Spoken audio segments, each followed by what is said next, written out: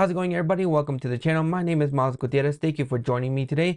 We got The Strangers Chapter 1 coming out in theaters this weekend, so I thought this would be a perfectly fun time to go back in time to 2008 and 2018 to review the first two Stranger movies before this new one comes out. Now, The Strangers was a movie that I was really looking forward to back in 2008. It was one of those childhood movies that I was just really excited for because when I saw the first trailer for this movie, you had Liv Tyler in the kitchen, and then all of a sudden you had the Bagman just coming out of the shadows in the background. And at that time, I just thought it was one of the coolest shots that I had ever seen, and I was so excited for this movie. I eventually then went to go see it, and I was really bummed out by this movie because I didn't find it particularly scary. I just found it really boring, and there was really nothing of use for me in this movie. Then I decided to check it out a couple of years later on Stars, and boy did I do a 180 on this movie because my opinions on this movie changed drastically. It went from a movie that I was bored shitless by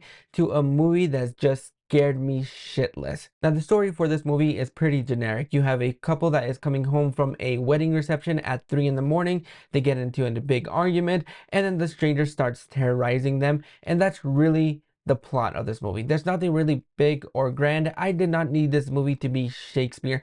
The only thing that I wanted from this movie was to give me some genuine scares and just creep me out at night, and that's exactly what this movie did. Because on a second watch, and the more that I've rewatched it, it is a little bit more effective when you are a homeowner, and just knowing the fact that this could happen to you at any given moment is what makes this movie genuinely creepy and effective. And I think that really makes this movie is really effective is the fact that we have these strangers that really don't show their faces. You can kind of get glimpse of one of them towards the beginning of the movie, where you have one half of the face covered up and the other face kind of exposed, so you can kind of see what she looks like. But for the majority of this movie, they're really masked up and they're really playing with their food. These are killers that have no motivations. They just like to play the cat and mouse games, and I think that is what makes these killers really effective and really creepy at the same time. The best villains are the villains with no motivations. They just want to kill for pure hate,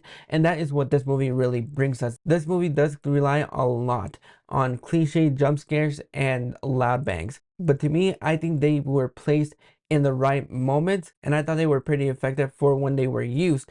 But what this movie really lacks is just character development. You really don't care about these characters. You're just waiting for them to be picked off and seeing if one of them will survive. And that is where a lot of people will kind of find this movie really boring, because you're secluded in this area with nobody around. You don't have any neighbors.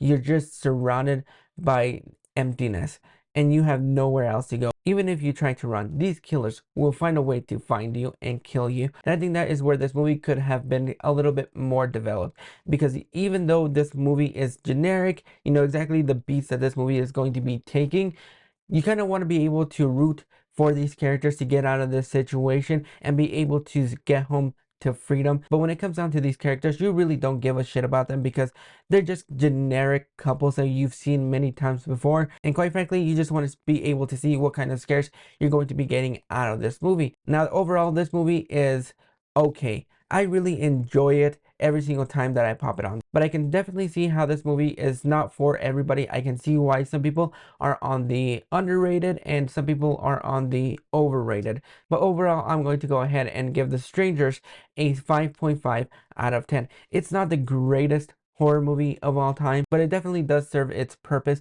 when it comes down to the jump scares, to making you feel anxious and tense. I think that is where this movie shines best. The story overall is not the best, but if you're able to get some jump scares out of this, I think you'll be able to have a good time with this movie. But those are my thoughts on The Strangers. Have you guys checked it out? Which side of the scale do you fall? Do you think it's underrated, or do you think it's overrated? Go ahead and drop your thoughts in the comments below, and I'll catch you guys for the next review.